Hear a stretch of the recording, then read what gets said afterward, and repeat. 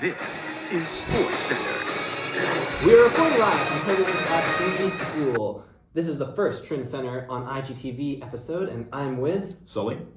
And Double H. And I'm Isaac Kruger. We've got an exciting Trinity varsity triple header as we approach the Huddleston Games next weekend.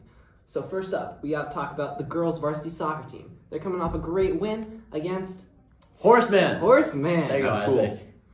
Against that school that we don't even talk about. We even forgot their name, man. We forgot their name. And they have an exciting match against Chapin later this afternoon. But what do you guys think is going to be the result? You know, we have an injury bug right now, and many of our players Unfortunately, we do have an injury are bug. sidelines. What do you think the cause of that injury bug is, Mr. Double H? All these injuries have been freak accidents. Charlotte Duffy's really unfortunate wrist injury was just in a scrimmage. And Charlotte does like to say that she made the save, but we have to wonder, where are her priorities really at? Really? Also, Anna Moon, sprained ankle injury, has her sideline crutches. Finn, how do you think that they're going to persevere, and have they maybe already started as we are in the midst of a 2-game winning streak? Yeah, you know, I believe the 2-game winning streak has really proven themselves. I know that I've seen both captains on the sidelines cheering on their teams. There's a great picture of Anna getting really excited on the side. I mean, you really just see the hype there. Yeah, I absolutely Shout agree. out Maya Chung Sing.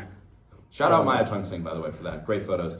Yeah, you know, I feel like the leadership, maybe if they're on the field, if they're off the field, they're still there, and I really appreciate that for the girls Tigers. Yeah, one does have to wonder about Avery Galucci not being a part of the team. Some are calling it the Avery Galucci curse. Maybe that is why we've lost 2 star players to injury. I mean, someone has to say it. Someone's got to. Maybe there's something fishy going on 91st Street. Yeah, Some extraterrestrial activity. It has been revved up lately. It has been. I mean, I want to roll it back to the president for some predictions for today's match. Of course. You know, despite all the injuries, despite, you know, everything that's going on with the team, the lack of leadership, I think everyone's really been stepping up. I agree. You know, Alex Cho is going to really score a goal today, I think. And Sophia Zhang has really stepped up in the goalie despite being selected It's very, very bold. as, you know, the shortest person on the team. She's still holding it down in the goal. She's really the shortest on the team. That's wild. I know. I like that statistic. It is research. That's correct. I mean, according to my statistics, the blue and gold markers are marking an L for Chapin. Oh, I see that. And these have never lied. I mean, yeah, I think that projection is going to be accurate. Yeah. Want us to wonder, when has Trinity varsity girls soccer ever lost an out-of-league game? I did a ton of research before. I couldn't find a single game, just for the record. Okay. Me either. So what's your final score for today? I'm going to go 3-0 Trinity Girls Soccer. 3-0 Trinity Girls Soccer. I'm feeling a 4-2 victory. 4-2 victory. I'm thinking it's just a late 1-0, you know? Why is that? I don't know. I just feel like they got to prepare and rest up for Huddleston next weekend. Okay. Okay. I don't think anyone see that. would be too mad about that. All right, on to boys soccer. Isaac, what do you have to think about that boys soccer offense that put together 5 goals against Browning before actually netting a 0 in their second league game against Horseman? I mean, I think Aiden Cohen is the answer.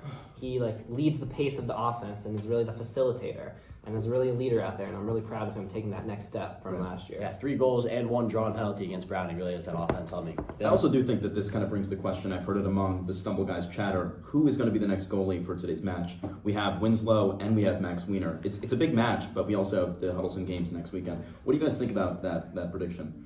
I mean, Max Wiener has been the varsity starter for, I think this is his 4th year, and he is a junior. He actually is the only varsity goalie right now to start in a Nice Days playoff game, a Nice Days championship game. Right. He's got the experience, he's got the talent, he's definitely bigger than Winslow. He's a great athlete, but Winslow, I mean, no one really thought it was going to be a competition before this year, but Winslow has really stepped up. I've only heard good things about the sophomore keeper. His preseason was apparently off the charts. I mean, it'll be really interesting to see how this plays out. The disappointing tie at the Horseman match recently.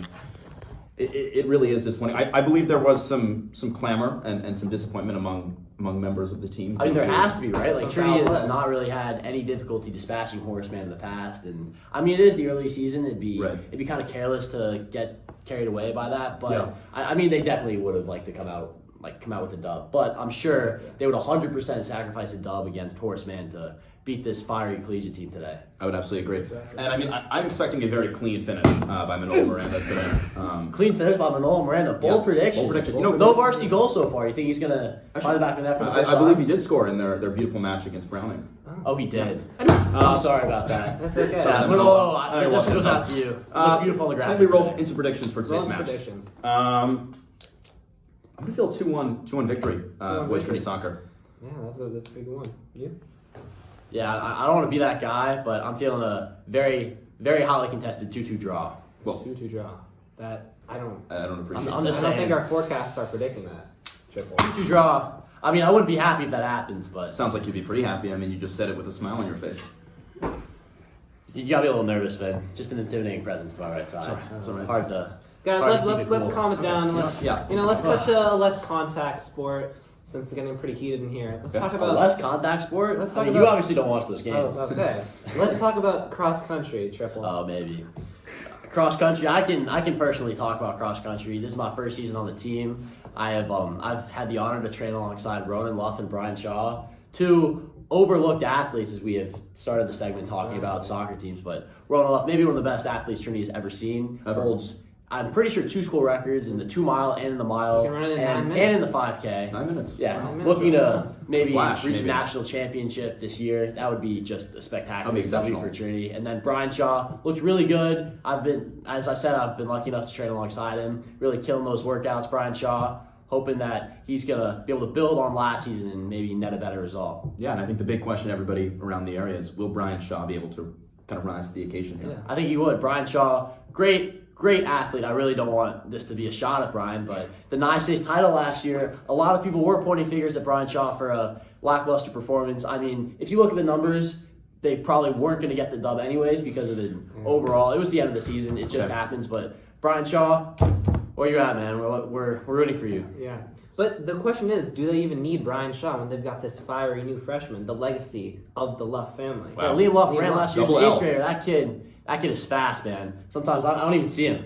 I'm not gonna lie. He's got that drive, that Yeah. mentality that I think honestly Ronan Luff lacks, and I think he's going to be I don't think there's any doubt that To Liam's the eclipse faster him. Luff brother. Wow. I to don't even eclipse him in a close. couple years. It's kind of a bold take there.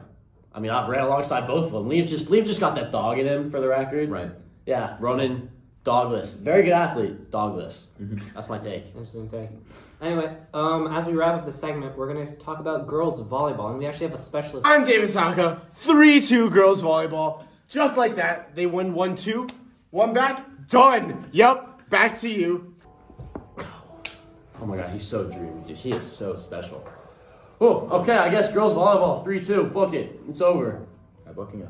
The Malguero sisters really holding it down for a deep squad this year. I mean, it's Maddie and Julia, and also a really good crop of seniors. We've got Clancy Sheridan and Helena Baruch, Sophia Strahan. Really deep team this year. What are you guys thinking?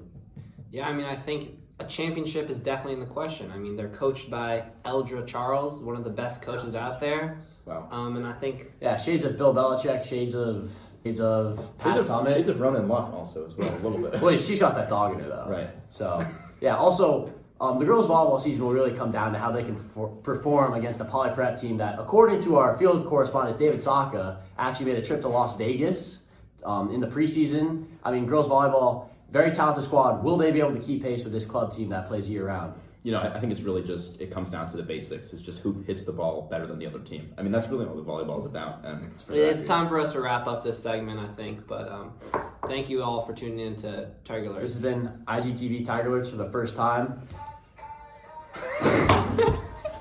Thank you so much for watching. Sports Center.